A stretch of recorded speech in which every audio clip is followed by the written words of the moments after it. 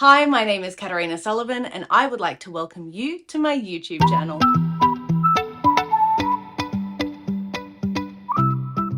The countdown is on. There are only a few more days before referendum day.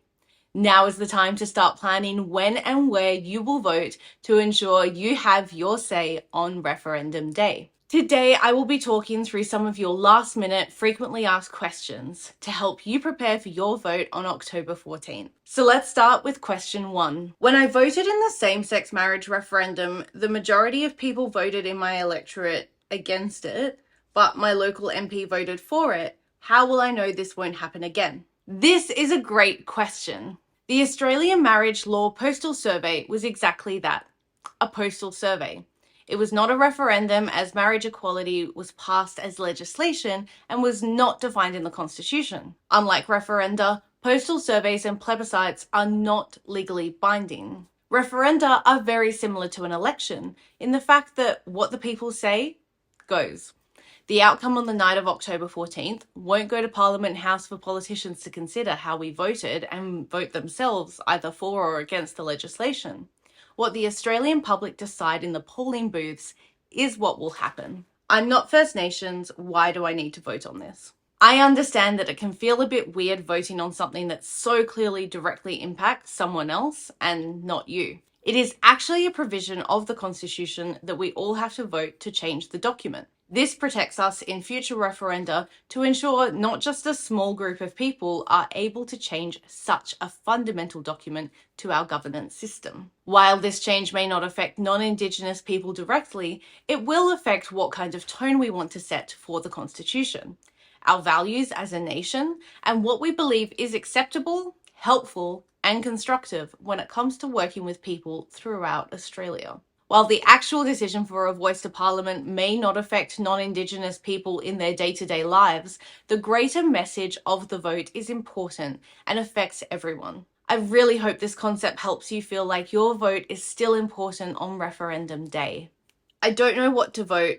What happens if I don't vote? All the information coming out leading up to this referendum has been overwhelming. The attacks on both sides are often personal and not constructive. I completely understand why you don't know what to do.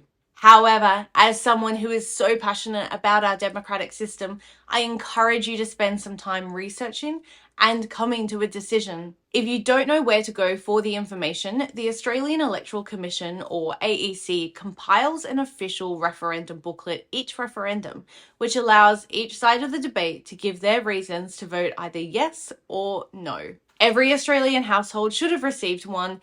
If you somehow missed out, you can download a copy online. The link is in the description of this video below.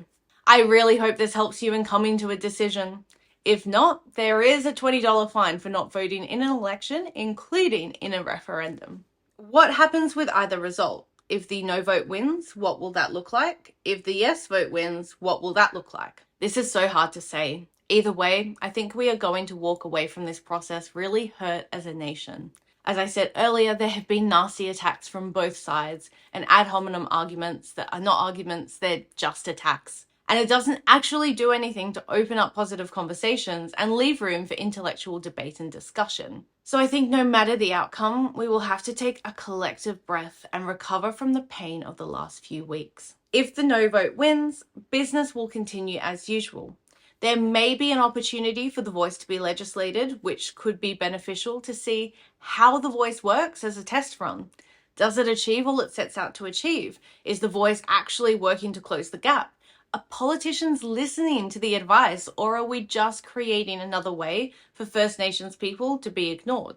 And then if the voice is a success, it opens up the possibility of reintroducing this concept as a constitutional change. Remember, just because a referendum fails once, it doesn't mean we can't vote on the same issue again in the future. For example, in 1974, there was a referendum to decide whether or not voters in the ACT and the Northern Territory should be allowed to vote in referenda, which was not carried, i.e., it failed. A few years later, in 1977, a similar question was posed to voters, and the vote carried with 77.72% national majority and all states voting in favour for the double majority.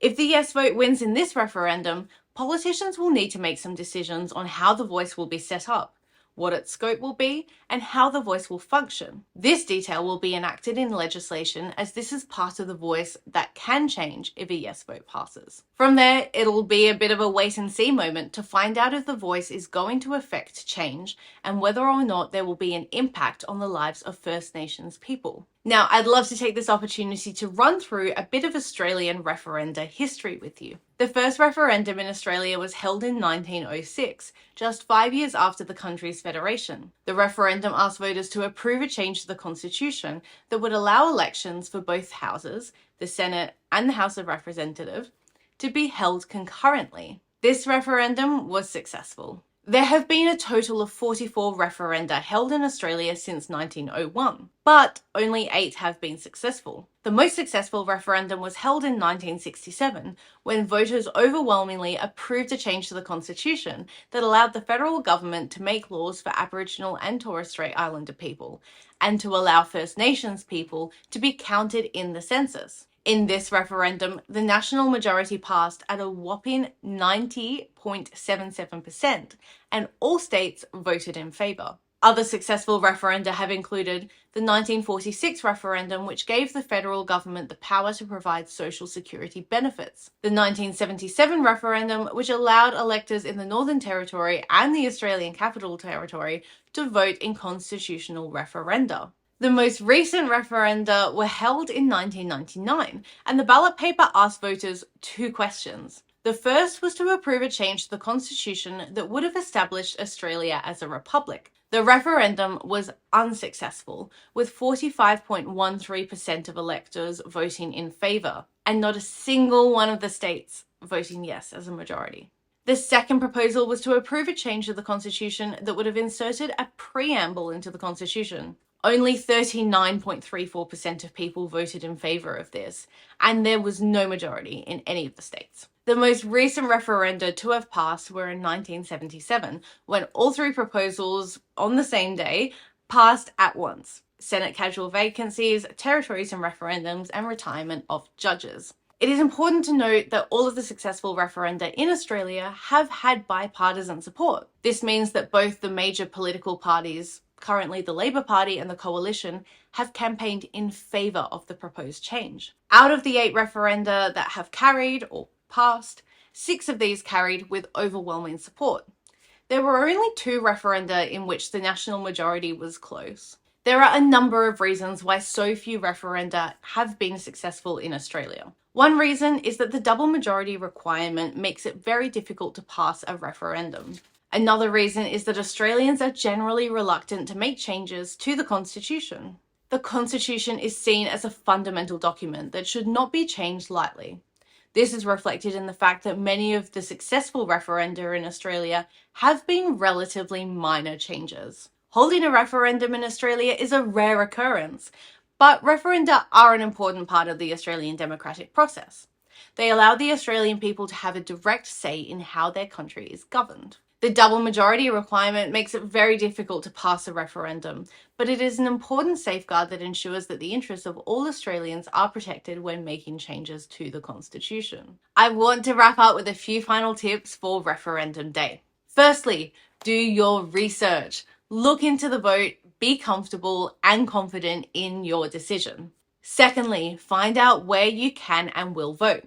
Get familiar with how you will get to your polling centre, including looking at public transport options and parking availability. When you are making a decision about the future of the country, the last thing you need to be worrying about is circling the block 20 times because you can't find a park. To get comfortable with where the polling booths are, please check out my video. Just remember, filling out the ballot paper is as simple as writing YES for yes or NO for no. There's nothing more to it than that. And finally, feel empowered. Democracy is a beautiful gift that we are afforded in this country. Celebrate it, enjoy it. Put aside the possible outcomes of the referendum for just a few minutes to celebrate our ability as a nation to vote on important issues. We don't realize how lucky we are to live in a democracy, so cherish that thought for a few moments on referendum day. I will be available to answer any of your questions between now and 6 p.m. on October 14 when polls close. Next week, I'll do a video covering the outcome of the referendum, and then I'll have a little break before going back to my regular How the Australian Political System Works content in November. If you found this video helpful, please give it a thumbs up. Please share this video with your family and friends if they have asked you any of the questions covered in today's video. Please subscribe to my channel for more content on how the Australian political system works. Don't forget to follow me on social media as your self-appointed mentor. All the links are below.